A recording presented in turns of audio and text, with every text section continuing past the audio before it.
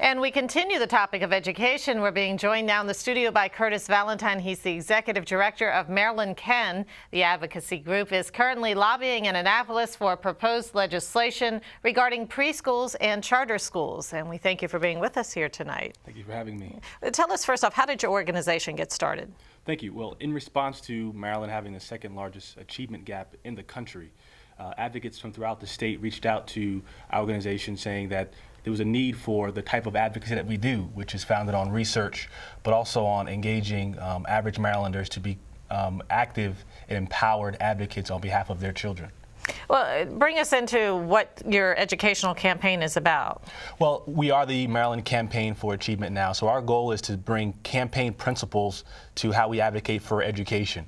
So for example, we had an election here in this state, and on Tuesday, many people campaigned for political candidates.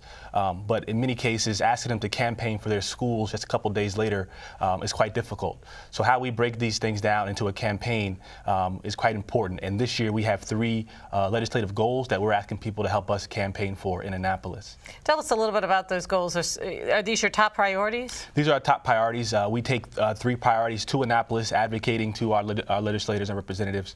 One being how we improve parental involvement in our state. We believe parents are our first teachers, and the idea that we empower parents to become more active in their child's education, we can really affect the achievement gap.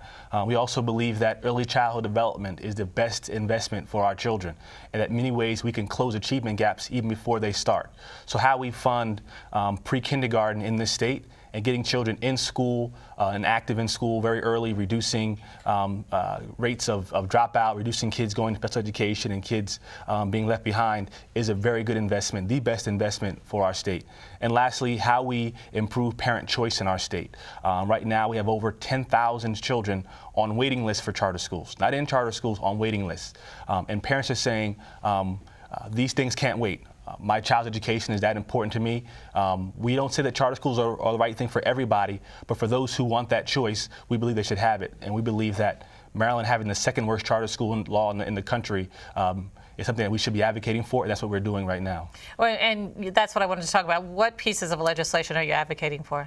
So right now we have a bill. It's House Bill 1218, which is being heard today in the Senate. This bill was created to reform the current charter school law, and it has been transformed into a task force which will study charter schools in our state over the next year and make recommendations to the governor's office and legislature about how we can improve our charter schools legislation and expand choice in our state. And just briefly, people can get involved if they choose to?